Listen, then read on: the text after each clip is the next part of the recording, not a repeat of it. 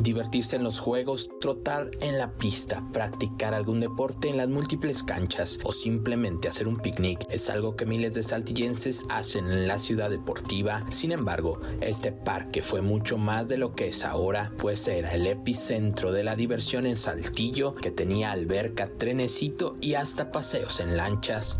Construida en el periodo del gobernador Raúl Madero, fue inaugurada en 1967 ya bajo la administración de Braulio Fernández, pensada para satisfacer la demanda de recreación y de esparcimiento para la capital del estado en aquel entonces, que tenía una población cercana a los 150,000 habitantes, con resbaladeros gigantescos construidos aprovechando el desnivel del terreno, canchas de básquetbol, voleibol, frontón, tenis y pelota vasca. Rápidamente se convirtió en el templo del deporte, pero además se ganó la preferencia de la población por las distintas actividades recreativas que ofrecía, las cuales ahora solo viven en el recuerdo, allí atesorados como perlas de una niñez feliz.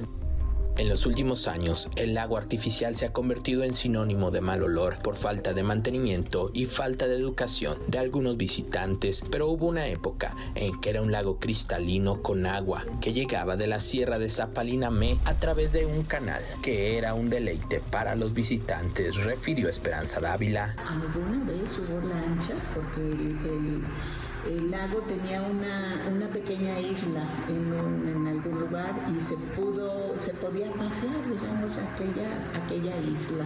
El lago siempre estaba limpio, el agua siempre era transparente y los niños se entretenían incluso dándoles de comer no nada más a los patos, sino a los peces.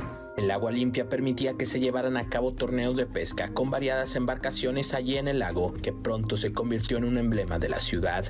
Sin duda la atracción principal era el trenecito, que en sus inicios era una auténtica máquina de vapor a escala que podía recorrer los 860 metros alrededor del lago a una velocidad máxima de 15 kilómetros por hora, la cual era conducida por ferrocarrileros jubilados, siendo el primer maquinista Antonio Martínez. Pero el atractivo mayor del lago era un tren que era un tren miniatura, pero era un tren de verdad, tenía una máquina de vapor.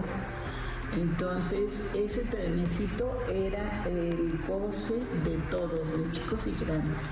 La máquina 3038 fue donada por Ferrocarriles de México y puesta en marcha el 22 de noviembre de 1970 con una invitación que decía: se invita a todos los niños de Saltillo menores de 12 años a pasear gratis en el trenecito todo el domingo. Poco más de 2 décadas, el trenecito fue el deleite de los más pequeños del hogar, pero también de los grandes, pues podían abordarla junto a ellos. En una reparación se cambió la máquina de vapor por una de diésel y avanzando la década de los 90 se detuvo. No fue hasta el año 2017, en la administración del gobernador Rubén Moreira, que se revivió al querido trenecito con 3 vagones, además de uno extra, donde podían abordar personas en sillas de ruedas. Sin embargo, el gusto duró poco y en unos cuantos meses dejó de funcionar. Pues ciertamente los entretenimientos de la familia también han cambiado, pero ya se tiene esa infraestructura.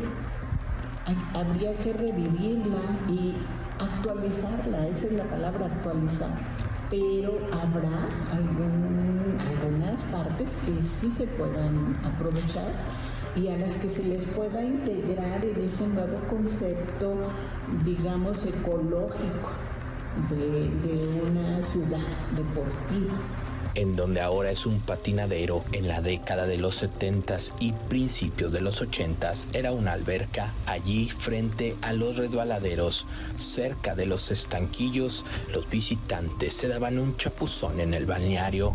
La ciudad deportiva sigue significando mucho para los saltillenses, pero requiere atención y cuidado para seguir siendo el parque de referencia de una gran ciudad.